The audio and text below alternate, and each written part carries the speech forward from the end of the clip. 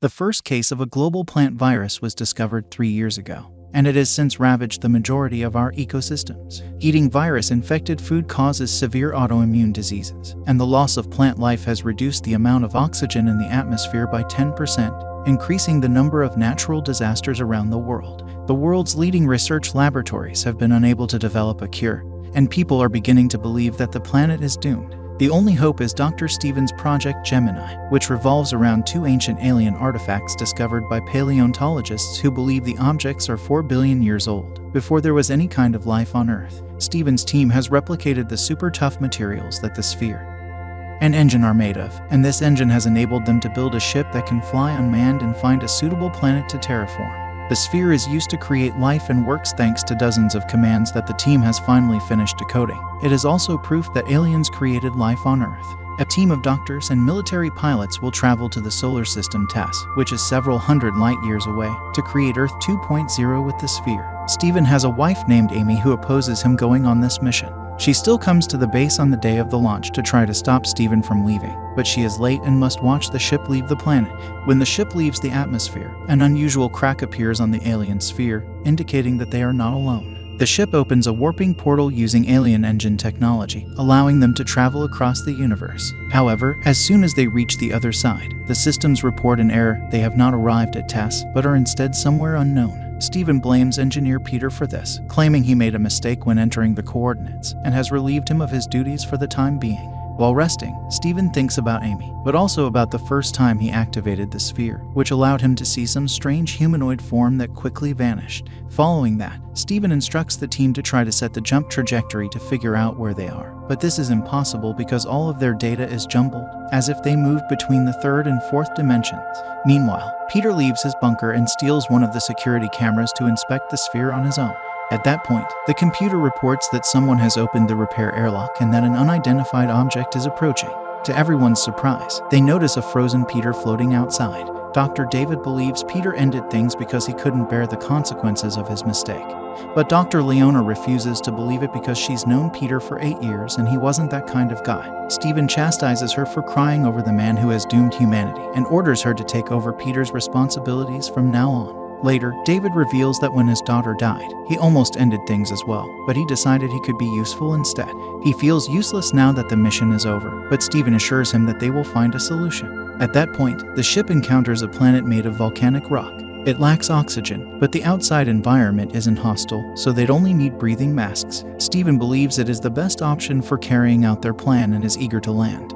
But Captain Ryan stops him, pointing out that they haven't done a proper examination of the planet yet, so Stephen is recklessly risking the crew's safety. Stephen, on the other hand, is unconcerned, reminding everyone that he is the one in charge here. Officer Richard will remain on the mothership while the team departs on a shuttle. As the shuttle approaches the planet, they are hit by a powerful storm, forcing them to use the braking thrusters to slow their descent. It will also deplete all of their fuel and prevent them from returning, but it is their only chance of survival. As the shuttle touches down, the crew passes out, and Stephen recalls the time he gave Amy a bracelet made from a specific part of the old sphere, attempting to connect the 2 most important things in his life. The crew awakens moments later and immediately returns to work. The shuttle has not sustained critical damage, but its fuel is running low, and they are stranded here. Stephen doesn't see a problem with this because they came to stay for 4 years. And even if they didn't land on the desired location, he's confident they can use one of the vast caves as a dome to launch the sphere into. Meanwhile, a strange goo falls off the walls of the shuttle's hidden corridors. Richard inspects the other rooms on the mothership and discovers this goo, as well as the missing camera. After everyone has been properly outfitted, the crew transports the sphere to the nearest cave and successfully activates it. They then return to the shuttle to begin data collection, but Ryan interrupts their work to announce that martial law has been declared in the station. He shares some files Richard sent him while the doctors were working to explain his decision. It's a video of Peter filming himself while inspecting the sphere so that he can't be accused of making mistakes later. When he opens the engine door, he discovers something moving in the shadows that jumps on him and kills him before throwing him out of the ship. The camera cannot capture the shape of this creature, but Richard claims that he has reviewed all of the footage and that the alien has been with them since they left Earth because it traveled inside the sphere like the Trojan horse. It most likely caused the failure during the jump, but it's no longer on the mothership.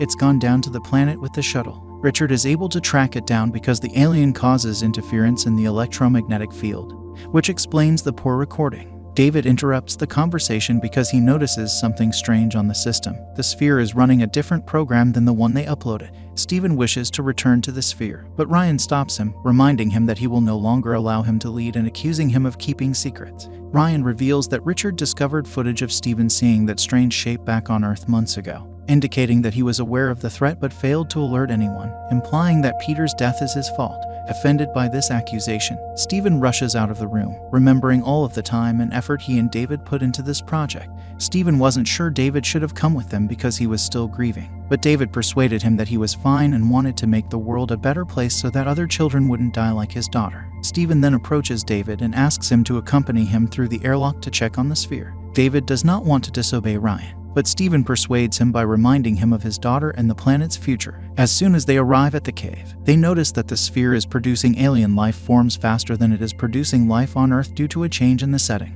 Steven begins working on the sphere's settings right away, ignoring David's pleas to leave and discuss things with everyone. At that moment, David notices on their radar that the alien is approaching, so he fires a warning shot in an attempt to get Steven to move. Steven responds by drawing his own weapon, but before things get heated, they notice the alien has already entered the cave. After Steven grabs a piece of the sphere to take with him, both men start running away, noticing the creature approaching due to its shadows and noises. When they leave the cave, they finally get a good look at it, but before it can attack them, they get back into the shuttle and close the airlock. David chastises Steven for putting their lives in danger, but Steven reminds him that the sphere is more important, and he will not hesitate to shoot the next time. Then Ryan appears to scold Steven, and when Steven explains that they will have to use force to stop him, Ryan punches him. The computer abruptly raises an alarm to notify the crew that the integrity of the module has been compromised. Leona leaves her room to investigate the problem and discovers a lot of goo in the corridor before being pulled back into another area. Frank informs her that the alien has made a hole in the low deck and is now inside the lander.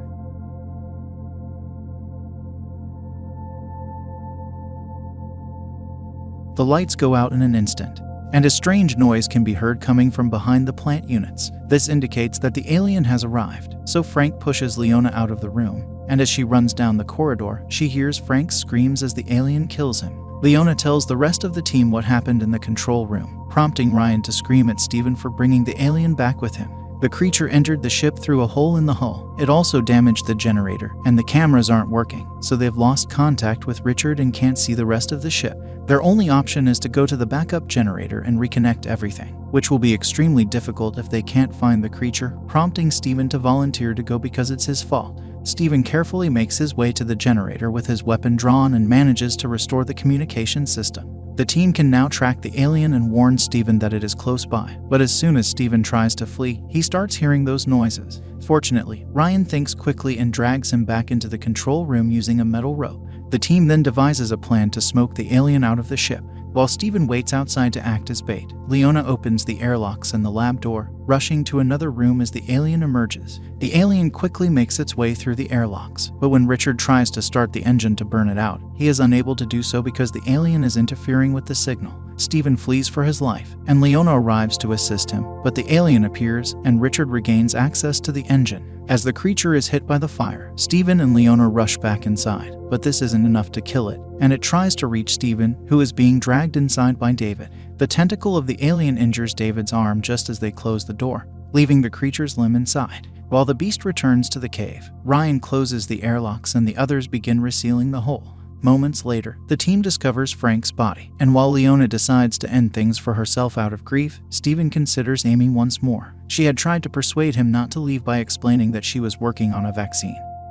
But more importantly, she was pregnant, but this was not enough to convince Steven to stay because saving Earth was more important than his personal life. Steven brings the tentacle to study while David goes to the lab to have his wound bandaged. He discovers the creature is a biorobot made of the same material as the sphere, implying that the sphere's ultimate goal has always been to create these beasts. Steven informs David that the tentacle has infected him with a bacteria with an extremely powerful defense mechanism, which means his blood now holds the key to creating a vaccine to save Earth. When Steven cuts the tentacle, the lights flash and he recalls the image he saw on Earth, implying that the alien is a transponder and that this is how his race colonizes planets. Steven decides they must kill the alien and reset the sphere's settings, but Ryan locks him up in the lab and arrests him for endangering everyone's lives. Ryan observes that lives are expendable to Steven, and David concurs, stating that Stephen only wants to play the hero and has no regard for humanity.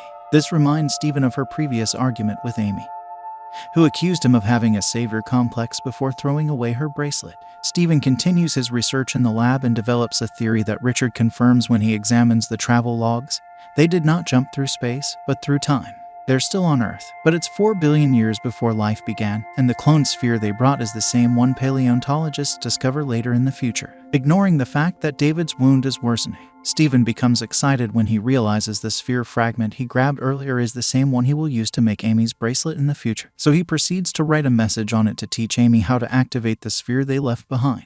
Meanwhile, in the present, Amy arrives at Stephen's lab, still reeling from the news that the team failed their mission. Suddenly, Richard informs Stephen of some concerning news. Ryan is preparing explosives to blow up the sphere and has turned off his radio to avoid complaints. Stephen requests that Richard reopen the airlock so he can escape. And as soon as he sees Ryan with the bombs, he begins explaining that they can devise a better plan than this. Their conversation is cut short by a shot that kills Ryan out of nowhere. It's David, who escaped through the airlock and has gone insane due to the infection, leading him to believe the alien has chosen him to help it make things right because humans are a sphere malfunction. Stephen throws Leona's Rubik Cube at the wall to distract David and then shoots him, causing David to flee wounded. Following that, Stephen detonates the bomb before going outside to fire a flare to attract the alien's attention. Stephen drives it to the control room and locks it up.